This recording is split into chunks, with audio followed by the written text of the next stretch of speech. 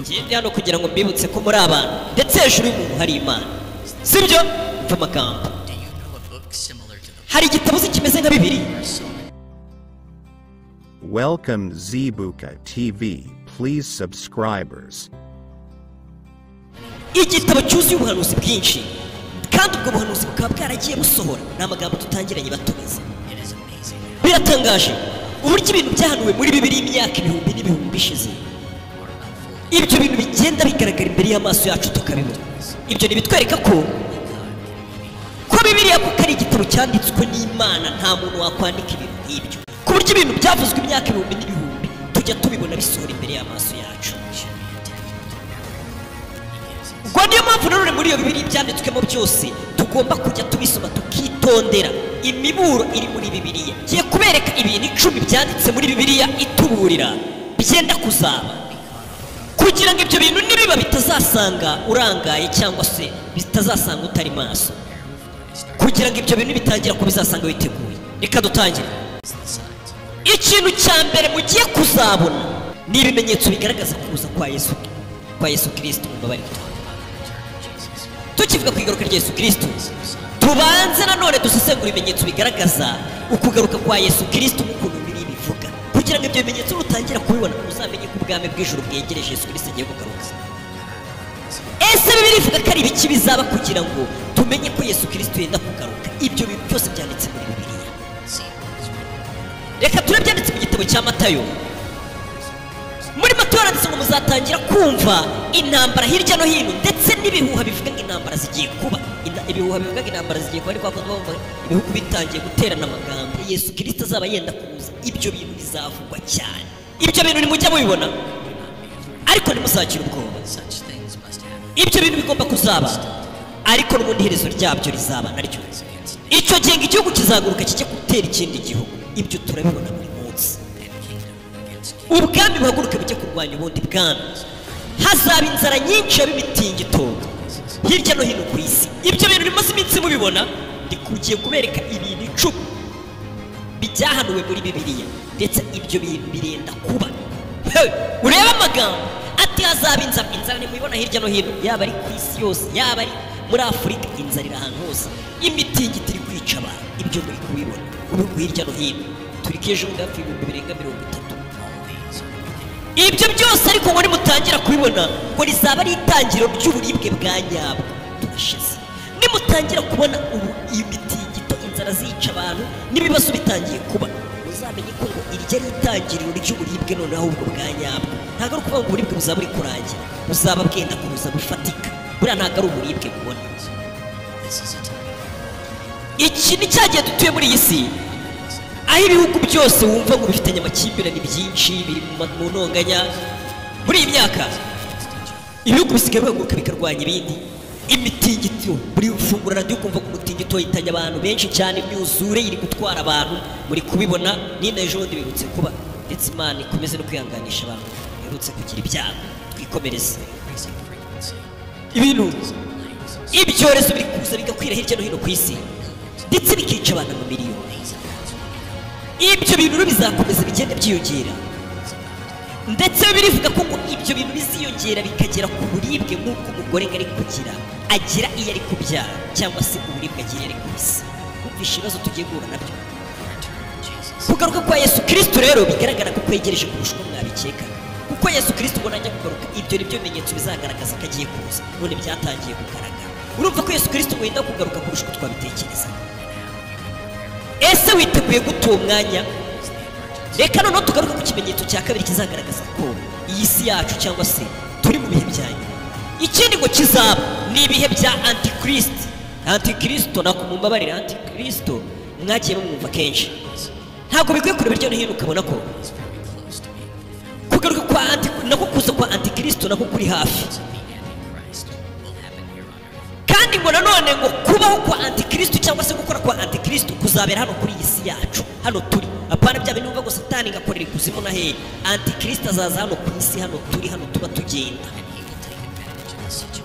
Ndetse ngo Antikristo azasanga isi yuzuye ibibazo, amahanga ari mu ntambara, intonganya, inzara ku isi, ibibazo byuzuye isi. Niho Antikristo azazira. nibwo azaza ku isi noneho abe umuntu w'icyitegererezo. Ahubwo hari abantu bari bazi ko antikristo azaza mu ishusho nanone iteye ubwoba. Iyi shusho yo kuza gutera ubwoba isi, kurwanya abantu no kwica abantu, ntabwo ari uko antikristo azaza mu isi. Antikristo azaza mu buryo butandukanye n'ubwo ngubwo mukeka.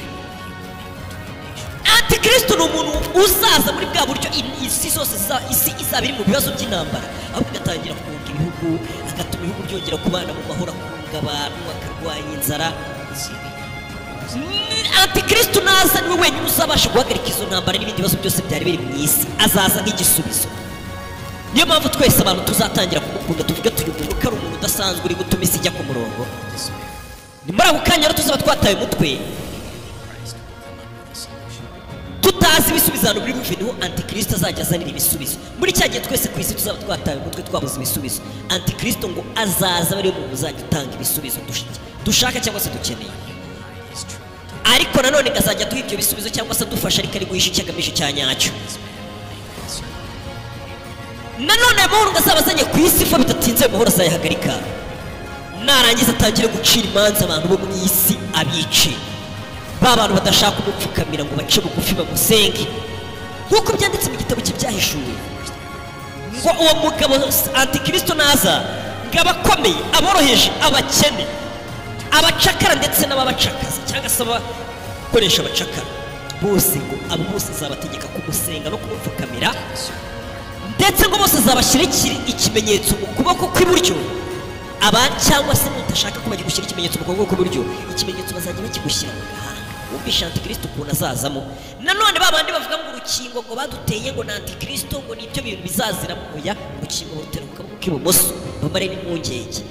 Antikristo nazi ikimenyetso cye Bibiliya ivuga ko kizajya mu kaboko k'iburyo cyangwa se mu gahanga. Antikristo nanone azahatiriza abantu gusenga ishusho y'inyamaswa ndetse no kubahatiriza kwakira icyo kimenyetso azabashyiraho. Icyo kimenyetso nanone kizakorana mu byerekeranye n'ubukungu, aho umuntu atazaba ashobora guhaha cyangwa se kugurisha adafite icyo kimenyetso cya antikristo. Ibaze kuba mu isi utashobora kujya guhaha, utabasha kugurisha ikintu cyawe kugira kuko udafite ikimenyetso cya antikristo. Urumva ko ubuzima mbega no guhitamo kwipfira. Bavandimwe, antikristo naza, ibintu byose mukora byo guhimbaza Imana no gusenga, uburyo bwose bwo kwisi bubaho bwo gusenga Imana, idini ryose waba usengera, mu buryo bwose wabukoresha usenga Imana, ubwo buryo bwose mu isi buzacika. Atari ukuvuga ngo azabuza abakristo gusa cyangwa ngo Isilamu cyangwa se ngo ikigo, umuntu wese usenga Imana azahagarikwa. Bizaba bibujijwe gusenga mu isi, usenge bigishoboka. Hari abizera ko antikristo nanone ashobora kuba yaratugezemo indani akaba turimo, ariko hari n'abatekereza ko antikristo ashobora kuba ari umuyobozi w'igihugu gikomeye, ndetse ko amasezerano yo gutuma ku isi agenda haza amahoro ashobora kuba yarabatangiye ibyo bintu, atangiye kugenda yunga ibihugu kugira ngo bireke intambara. Ntabwo twahita tubashobora natwe ngo tuvuge ko ibyo bintu kuko bitaratangira, ariko Bibiliya yaduhaye ikimenyetso ko antikristo naza aziyerekana ubwe, azabyivugira igihe nikigera azigaragaza kandi azabivuga. Icyo ni ikimenyetso cya kabiri. Tugiye ku kimenyetso cya gatatu, kuzamuka kw'itorero. Bibiliya nabyo irabivuga ati kugira ngo muzamenye ko muri mu bihe bya nyuma hazabaho kuzamuka kw'abakiranutsi cyangwa se kuzamuka kw'itorero. Nibavuga itorero ntiwumve iryo usengeramo, ni ukuvuga ngo hazaba kuzamuka kwa buri muntu wese wizera Imana cyangwa se wakoze ibyo ashaka. Hari ibintu nanone bitatu bivuga muri Bibiliya bigaragaza kuzamuka kw'abakristo. Hari abantu bavuga ko nanone abo bakristo bazazamurwa muri cya gihe cy'amakuba antikristo azaba ari guteza, abandi bakizera ko nanone bizaba mbere y'uko aza, cyangwa se nanone antikristo ngo azaza ku isi amara imyaka 7 ari gukora ibyo bintu bye byose, azamara imyaka 7. Hari n'abavuga ko nanone abakristo cyangwa se ngo abakiranutsi, mubare kuvuga abakristo kavuga abakiranutsi kuko hano muri madini yose aba bakiranutse, ariko madini yose ntabwo ari abakristo, na Yesu ntabwo yari umukristo, sibyo? Kugira ngo tugendane neza. Ariko rero abakristo kano kantu mukumve neza ngo nanone hari abavuga ko abakiranutsi bazazamurwa imyaka 7 igeze muri 1/2. Nanone hari n'ibindi bisobanura ko nanone abakristo bashobora kuzahura n'ibyo bibazo byose antikristo azateza ku isi mbere y'uko bazamurwa, kuko izamurwa ryo rizabaho. nanone ngo antikristo azatoteza ngo abantu bose atitaye ngo wari umuntu mwiza cyangwa wari umuntu mubi. Ukuri nuko Yesu azagaruka ndetse twese tukazamurwa abakiranutse tukajya guhura nawe. Bwa mbere Yesu yigeze kuza aza mu mahoro, ariko abantu baramwanze ndetse bamusubizayo baramwanze. Kuri iyi nshuro nagaruka azagaruka nk'umwami w'abantu. Kuri uwo munsi nagaruka isi yose nibwo izamenya ngo Yesu yari mu mucyo wa nyawe. Nanone twongeye tukagaruka kuri ibyo byizamuka. Ese bizaba cyangwa bizaba nyuma y'amahano akomeye azaba ku isi? Tugomba kuba twiteguye ako kanya kuko ntabwo tuzi igihe bizabera. Reka turebe icyo biri bivugaho. Icyo gihe ngo hazumvikana ijwi ry'umumarayika ukomeye cyane, humvikana impanda y'Imana, ndetse ng'Imana ubwayo izimanukira mu ijuru. Abapfuye bazabanza bazuke, nyuma y'ibyo twebwe tuzaba tukiri bazima tuzazamurwa mu bicu tujye guhura n'umucunguzi wacu Yesu Kristo ubwo azaba ari kumanuka tugiye kumwakira. Ibyo byanditse muri byose ndi kuvuga, aho tuzabana n'umwami wacu iteka ryose. Tujye ku kimenyetso cya kane. Ikindi tugiye kurebaho ni amahano akomeye cyane avugwa muri Matayo umurongo wa 24. Ku isi ngo hazaba amahano ahambaye n'uburibwe bukabije, uburibwe n'amakuba atarigeze abaho. Ni amakuba, reka dukoresheje amakuba. Ati ku isi hazaba amakuba atarigeze abaho kuva isi yaremwa kugeza uyu munsi. Bavandimwe, nanone icyo kimenyetso kindi kizaba cy'amakuba akomeye cyane azaba ku isi, bizazana uburibwe ku bazaba bari ku isi, bwa buribwe batigeze babona na mbere mu mateka y'isi. Ndetse ubwo buribwe nta nubwo buzongera kuba kuri isi, buzaba rimwe ariko ntabwo buzongera kuba. Muri icyo gihe nanone nibwo ikimenyetso cya karindwi mu ijuru kizafungurwa. Nanone havuzwe impanda ya karindwi, nibwo urwabya rw'umujinya w'Imana nanone ruzasukwa ku isi. Bibiri igaragaza ko ayo makuba akomeye cyane azaza ku buryo umuntu uzaba uri ku isi azajya yifuza gupfa, ariko gupfa bikanga. Reka dusome neza ibyanditse tudaciye ku ruhande. Muri iyo minsi abantu bazifuza gupfa babibure. Benshi babitakambira bavuga ati wambabariye ukapfa, ububwira ubutaka ati wambabariye ukamera, ariko byange.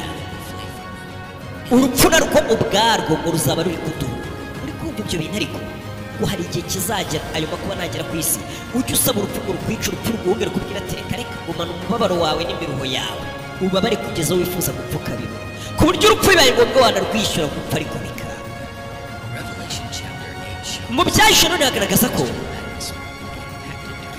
n'ikirere ndetse na kirima ibi byose by'isi bizabihindukiramo ubwo ikimenyetso cya karindwi kizafunguka, ndetse ngo mu ijuru bazamara igice cy'isaha bacecetse. Uribaza icyo kintu? Abamarayika batagatifu b'Imana bose n'Imana mu ijuru bagaceceka iminota 30, nta kintu kimwe kivuga mu ijuru. Ibaza icyo kintu. Ni nko kuvuga ngo mu isi birashoboka ko isi yose yaceceka agashira iminota 30. Urumva ko ari ikintu kizaba gikomeye cyane. Icyo gihe isi izaba iri guca ibibazo bikomeye cyane. Reka nanone tugaruke ku kintu cya gatanu kizagaragaza ko turi mu minsi neza mu Yesu Kristo agiye kutugeraho, cyangwa se iri kurangira mu muntu. Ngo hazabaho gupfobya ibintu byera, gupfobya ibintu byera cyangwa se ibintu by'Imana. Reka turi byanditse muri Daniyeli n'ubundi. Ati icyo gihe hazaba icyumweru, none icyo cyumweru iryo sezerano azabashyizeho ry'icyo cyumweru ku cyumweru hagati azahagarika ibitambo byatangwaga ku Mana mu rusengero, bahazana ikizira. Antikristo nanone amasezerano ageranye na Isiraheli ngazayarengaho, azane ibizira cyane mu rusengero rw'Imana rwubatswe n'Abayahudi. Mu gitabo cya Matayo Yesu yigeze kuvuga ngo Antikristo naza, reka twumve ibyo Yesu yavuze, ngo nimubona amahano ari kuba batangiye ndetse kuzana ibitera ahantu heraga cyangwa se mu nsengero z'Imana.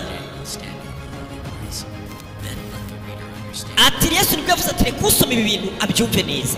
Ati abazaba bari muri Yudeya muzahungire mu misozi icyo gihe nimubona bibaye. Yesu kuki yasubiyemo ngo reka usoma ibi ngibi ngo abyumve neza?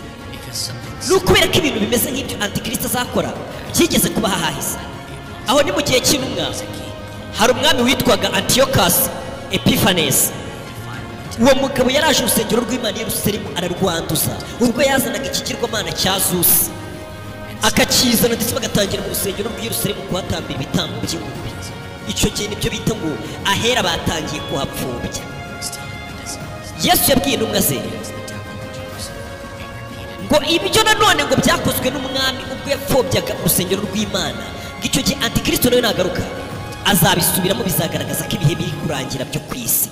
Muri ako kanya Antikristo azatangira ubudahagarara gucira imanza abana b'Imana. Niyo mpamvu Yesu yavuze ati uzaba ari muri Yudeya azahungire mu misozi, uzaba ari hejuru y'inzu ntazamanuke ngo aze mu nzu afata icyo yibagiriwemo, ndetse uzaba uri mu murima ntazatahe ngo ajye gufata umwitero. Umugore uzaba utwite cyangwa se uzaba uri konsa muri iyo minsi azasenge cyane, kuko icyo gihe hazaba amahano n'amakuba bihambaye bitigeze bibaho. Katurore kuva isi yaremwe nta n'ubwo ayo mahano azaba muri iyo minsi yabayeho uyu munsi ntayarabaho, nta n'ubwo azongera kubaho. Tujye ku cya gatandatu.